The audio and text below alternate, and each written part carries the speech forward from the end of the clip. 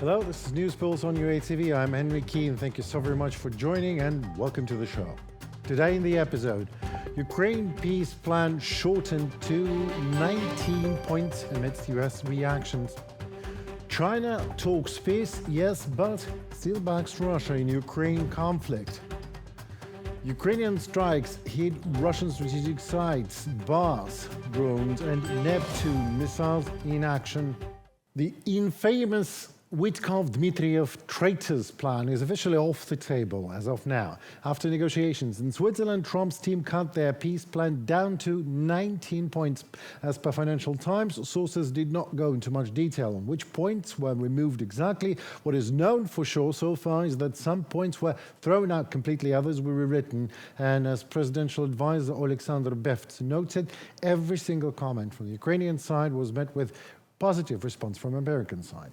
President Trump has already met with Senator Rubio to go over the outcome, and according to Sky News, the talks were highly productive. Rubio came out sounding very optimistic about the next steps, and the US expects real progress towards a deal. Ukraine owes this shift in momentum to the strong support it receives inside the United States. Democratic backing has always been solid, but new polls show that Ukraine and President Zelensky are gaining sympathy amongst Republicans just as well. When asked how the US should deal with Putin, a staggering 83% said he must be confronted, 63% supported sending Tomahawk missiles to Ukraine, and when it comes to why Ukraine and Russia haven't reached any ceasefire, 64% blame Putin. Now let's hear them both, Republicans and Democrats, commenting the peace plan. What I've seen since the president came in, he uses like punching boxing gloves on Zelensky and uses velvet gloves on Putin. And you just see the contrast.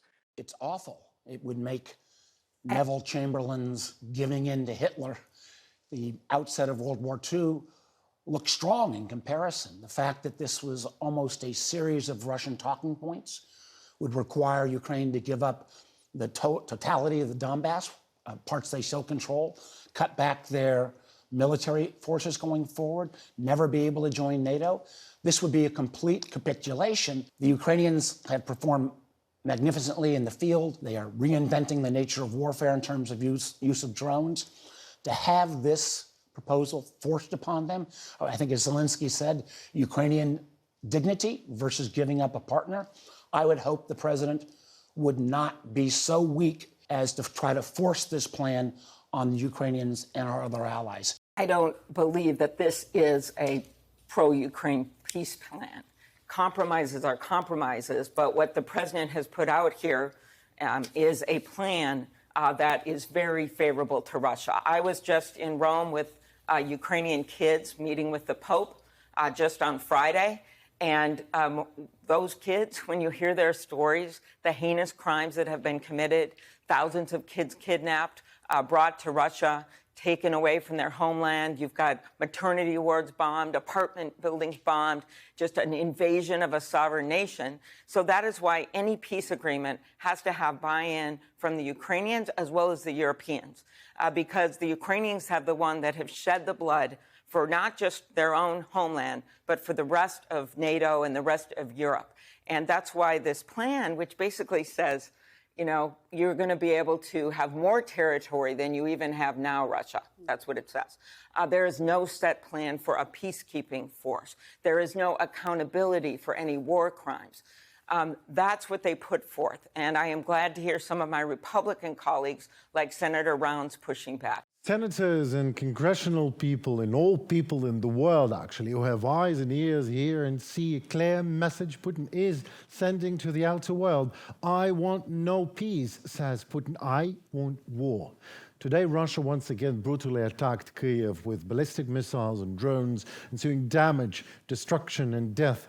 An unholy Russian trinity indeed. Hitting outages reported all over the city. Residential areas hit and targeted houses and buildings and damaged civilians, murder. Donald Trump and Xi Jinping spoke yesterday, November 24th. According to China Central Television, the Chinese leader emphasized that Beijing supports all efforts aimed at peace in Ukraine. He also expressed hope that all sides will continue to narrow their differences and reach a fair, lasting and binding peace agreement as soon as possible to address the root causes of the crisis. End of quote. Well, it sounds good, better than it actually is, as we are forced to remind that drones with Chinese components in them are being used against civilians in Ukraine every single day. China has always supported Russia, albeit in a softened form. Still, they always say that the root causes, the war must be addressed, and this is essentially talking decide like the enemy does, said former head of the UN Security Council Secretariat, Alexander Matsuka. He also stressed that China does not intend to change its stance on this matter. It has always stood on Russia's side and does not change its position. There is nothing new in their statements, end of quote. As so remains the same root causes of this war, which is Russian aggression and Vladimir Putin's insatiable lust for power. And carpe diem, China is exploiting the momentum by raising prices for Russian military imports, obviously, while discussions about a peace plan continue. Western sanctions have limited Russia's options, allowing Chinese exporters to profit from Moscow's increased reliance on them. This is according to a new report by Finland's Bank of Finland Institute for Emerging Economies. And common sense. The study found that export prices from China to Russia rose by an average of as much as 87% between 2021 and 2024, compared to 9% for other countries. The increase was especially pronounced for machinery and mechanical devices critical to Russia's defense sector. Researchers note that in some cases, higher input costs were driven entirely by price hikes, not increased shipments. For example, Chinese imports of ball bearings to Russia grew 76% in dollar terms, while export volumes fell 13%.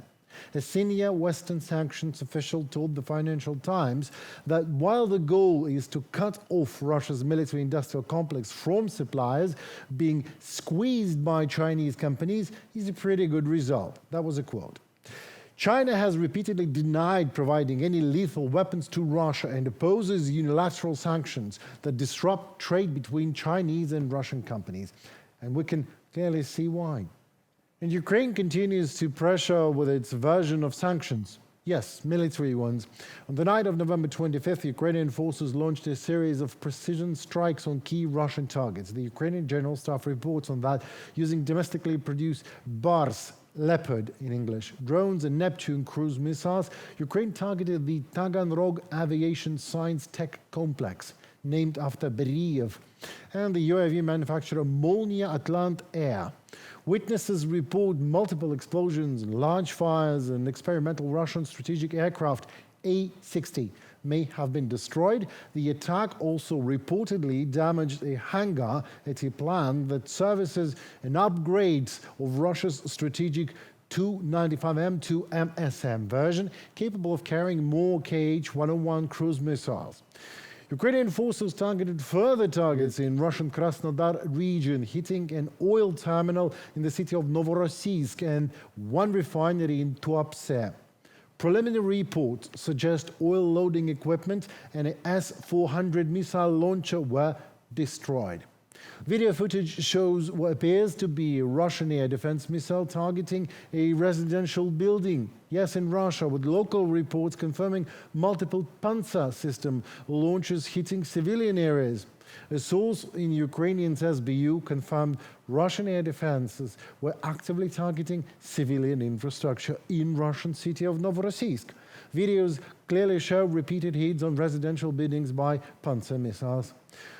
Well, what can we say here? Cursors like chickens come home to roost. Germany is against Russia's return to the Group of Eight. The German Chancellor said that following the G20 summit in Johannesburg.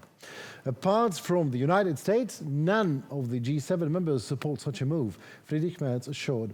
On November 22nd, French President Emmanuel Macron expressed the same view, stating that there are currently no conditions whatsoever for restoring Russia's membership in the G7.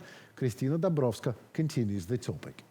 There are currently no grounds for Russia to return to the Group of 8 format, German Chancellor Friedrich Merz said at the G20 summit in South Africa. Any decision to bring Moscow back could only be taken by consensus, he stressed, and no such consensus exists.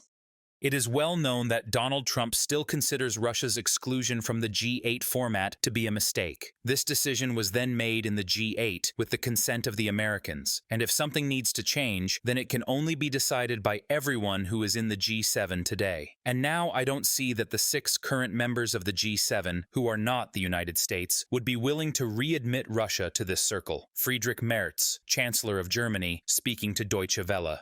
France holds exactly the same position, President Macron confirmed. The idea of Russia returning to the G8 appeared in a draft U.S. peace plan that several American media outlets published last week. One of the document's points stated that Russia would be allowed to return to international formats and reintegrate into the global economy. For that reason, U.S. senators have called the document Russia's wish list. Both senators and members of Congress have repeatedly and publicly rejected any possibility of Russia rejoining the G8. Republican Representative Don Bacon, for example, is adamant that Russia cannot be a member of this international club as long as its troops remain on Ukrainian soil.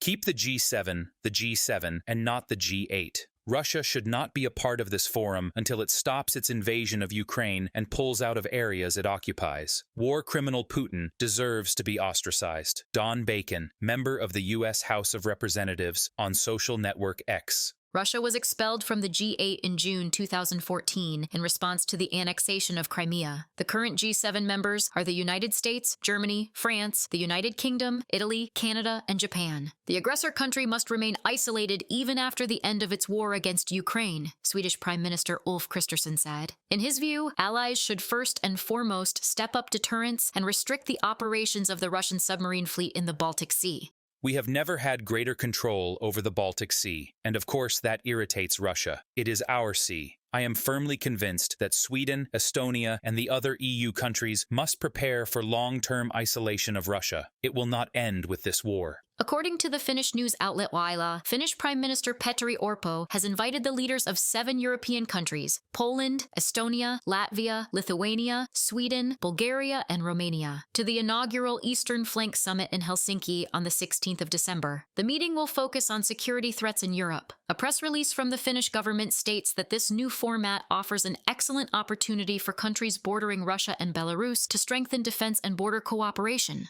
We, Russia's neighbors, face common security challenges. Recently, there has been an increase in hybrid operations, cyber attacks, and airspace violations. Europe's defense must continue to be strengthened on the border with Russia. Petteri Orpo, Prime Minister of Finland, from the publication by Yle. The prime ministers of Norway and Finland both regard Russia as the #1 threat to the security of the Nordic region. The war against Ukraine and Russia's reckless behavior in the Baltic Sea area have turned the region into a hotspot, the Finnish prime minister said. Reported by Kristina Dombrovska, UATV News. It looks to be it for today. My name is Henry Keen. I am here with UATV studio. Thank you so very much for your attention and for being a staunch supporter of Ukraine. Please do not forget to subscribe to our channel. So too, yes, stay tuned to what is happening in the world, presented to you always by UATV and always in the Ukrainian perspective. Thank you. Goodbye and see you soon.